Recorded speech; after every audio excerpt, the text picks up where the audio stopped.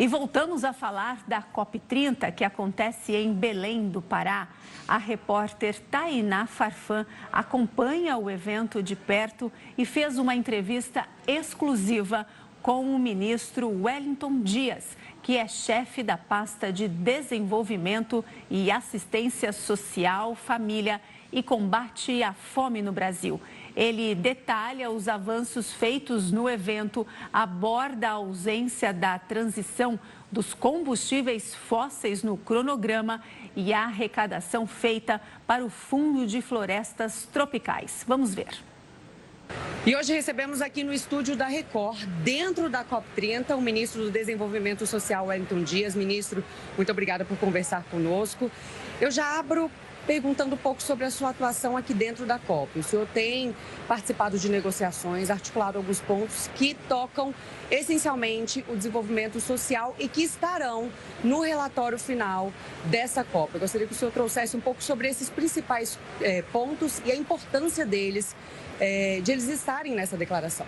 Bom, pelo Brasil, trabalhei desde a pré-COP e agora durante a COP, na condição de ministro do Desenvolvimento Social e também na co-presidência, junto com a Espanha, da Aliança Global contra a Fome e a Pobreza.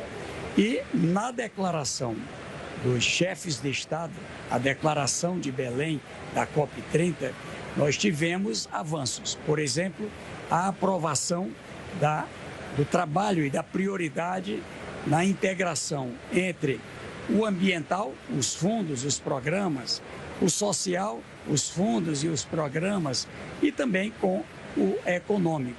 Um exemplo, uma floresta produtiva, aquela área degradada, ali o compromisso de recuperar. Mas e que tal se, ao recuperar, a gente pagar por serviço ambiental para os nativos, as pessoas que vivem ali no entorno daquela propriedade? E que tal se fizer ali os viveiros para a produção de mudas de plantas que são frutíferas, castanheira, açaí, a produção do cupuaçu, da perebá, do cacau, do café, ou seja, a gente ganha uma floresta recuperando uma área antes degradada e essa floresta, ela dá produção, dá renda, alimento, também cosmético, base para fármaco e com isso a gente faz ao mesmo tempo o ambiental, o social e também o econômico. Então, esse caminho sai da COP30. Ministro, nós estamos em uma semana decisiva da COP, que é justamente a parte das negociações em nível ministerial, né? As autoridades dos países estão aqui tentando tirar um texto de consenso, especialmente sobre aqueles pontos mais polêmicos, né? E aí a presidência da COP30 decidiu uma estratégia que é justamente tratar esses pontos mais polêmicos antes da sexta-feira, antes do dia 21, então em um texto separado.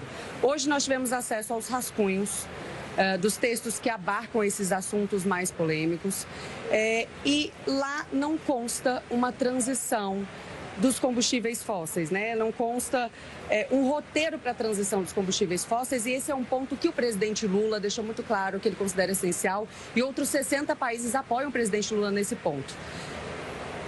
Ele não constar nesses rascunhos e no texto final da COP30 significa um fracasso do que a gente espera, do que o governo espera nessa COP ou não? Qual que é a avaliação do governo em torno desse ponto que é tão polêmico?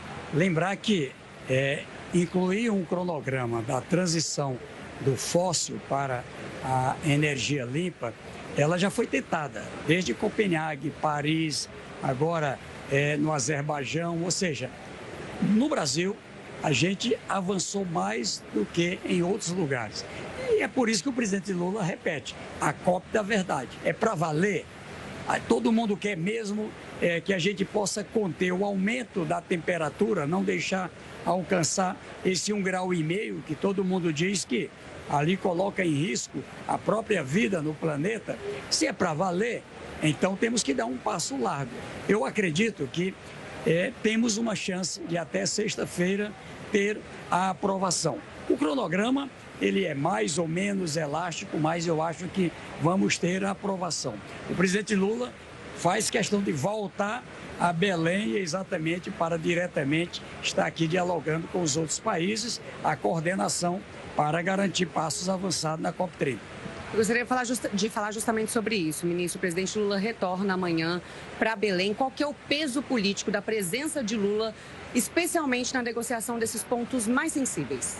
Lembrar que muita gente duvidava que era possível fazer a COP30 na Amazônia, em Belém, enfim. E ela está acontecendo, bem organizada, provavelmente uma das maiores COP da história da humanidade e com passos largos sendo dados. Por isso mesmo é que ele coloca todo o peso, não é, de ser o presidente do país sede, que normalmente em qualquer lugar do mundo já tem peso, mas também com o compromisso do Brasil e mais esses 60 países que na largada dizem queremos o texto completo, nada, não devemos deixar nada de fora. Então, aprovar o texto, ela merece uma atenção especial e é essa demonstração de prioridade que ele faz quando sai de Brasília com tantas coisas por lá para se dedicar aí ao documento final da COP30.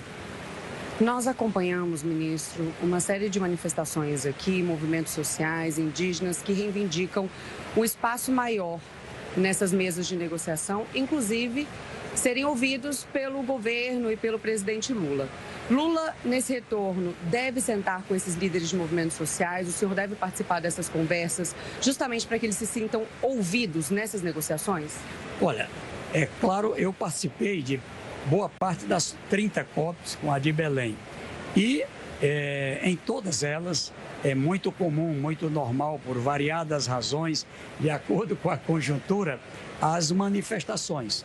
Um país democrático como o Brasil também. Então, o que eu digo é que o Brasil é também um país do diálogo. O presidente Lula ou os seus ministros, aqui, boa parte das reivindicações, ela cabe pactuação com quem é ministro daquela área. Mas algum ponto que precisar da posição do presidente, tenho certeza, ele é homem do diálogo, valoriza, não é, as lutas sociais, ele vem de lá e certamente faz questão de participar da decisão. O Fundo Florestas Tropicais para Sempre, o TFFF, é a grande cartada do Brasil nessa COP30. A meta é chegar a 10 bilhões de reais. Alguns países já anunciaram apoio, mas não deixaram claro qual que vai ser o montante, né, de apoio para esse fundo. Até agora, a notícia que temos é que há 5,5 bilhões. Vamos conseguir chegar até sexta-feira aos 10 bilhões?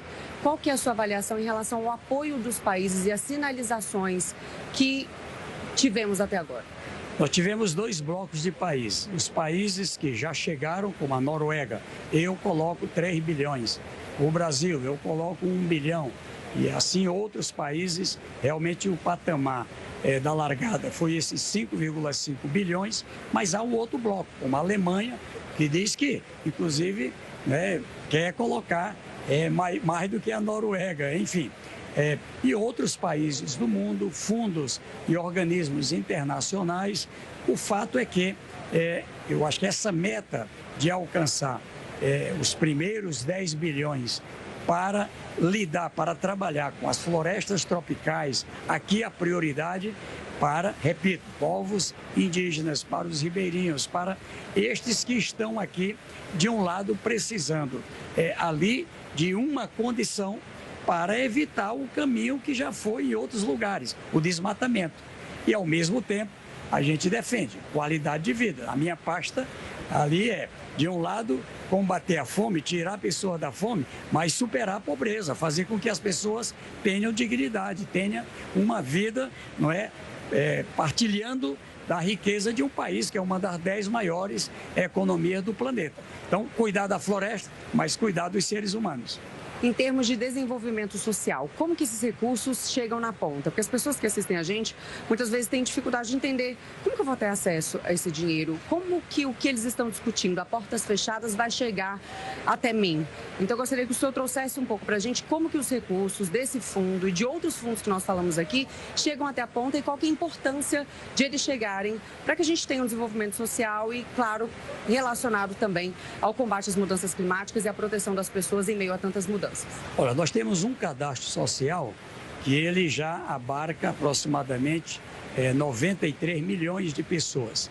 Mas, nesse caso, tem o direito a acessar o Fundo Floresta em Pé, não só quem está no cadastro social. A régua é mais alta, ou seja, é possível que outras pessoas, mesmo da classe média, que têm propriedades, que se coloca à disposição para não só não derrubar a floresta, mas cuidar para que ela permaneça cumprindo com a sua função, né, de conter as mudanças do clima, também vão participar. O que eu digo é que em cada município nós já temos um grau de organização nessa área social, ambiental, econômica, que agora com essa integração será ainda mais potente. Ministro, o senhor mesmo comentou sobre a Alemanha, a participação da Alemanha no TFFF, mas nós acompanhamos ontem um comentário infeliz do chanceler alemão em relação a Belém. Eu gostaria que o senhor trouxesse uma avaliação sobre o posicionamento dele, né? Como o governo enxergou esse posicionamento do chanceler alemão depois de deixar Belém do Pará. Eu que participei da abertura, onde pude presenciar a declaração da Alemanha, de um lado, ali elogiando, né, a realização desse evento numa floresta tropical, ele ali, inclusive, se prontificando pela Alemanha, colocar recursos para o TFFF, ou seja, para o Fundo Floresta em Pé. O compromisso, não é, da Alemanha, um país que tem uma presença muito forte, não é, nessa área social, nessa área ambiental e econômica. Então, eu confesso, estranhei muito. Eu quero que a gente possa seguir num diálogo com a Alemanha, porque não foi nem mesmo coerente com a declaração inicial. O senhor tem trabalhado, agora já caminhando para o finzinho da nossa conversa, ministro, o senhor tem trabalhado na recuperação do Paraná, que, paralelamente, né, a toda a discussão que a gente vem acompanhando aqui na COP30, acabou sofrendo um evento climático catastrófico. Gostaria que o senhor trouxesse um pouco sobre a atuação do governo no Paraná e de ajuda, né, à população e onde que a população pode, quem ainda estiver precisando, como que ela pode acionar o governo e pedir de fato a ajuda que está sendo oferecida. Olha, nós já estamos com as equipes das diversas áreas, lá tem uma integração, município, estado, governo federal, sociedade civil, setor empresarial e ali com os estandes, com as áreas de atendimento. Quero agradecer aqui, inclusive, a solidariedade do povo do Paraná, do povo brasileiro e do mundo, muita ajuda. De um lado, alimentação, abrigo, as condições, não é, de cuidados à saúde, muita gente ferida, enfim. O atendimento psicológico, muita gente abalada com tudo que aconteceu, por tudo que perdeu.